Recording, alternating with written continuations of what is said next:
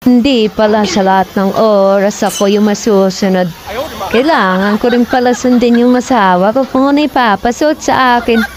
Kung magpasuot man siya ng bikini, susuotin ko talaga. Kahit sabihin natin ako yung padre di pamilya dito sa bahay. Wala akong magagawa kapag ginusto niya na. Grabe talaga ang asawa pagka martir. Iba talaga.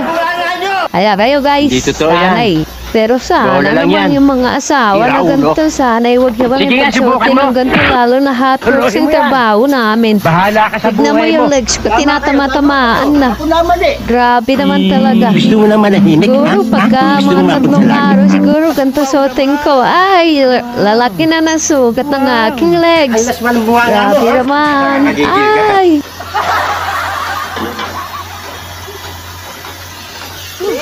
Oh my God! Don't laugh! Oh my God! What the? Dirasi! Oh my God! Don't laugh! Oh my God! What the? Dirasi!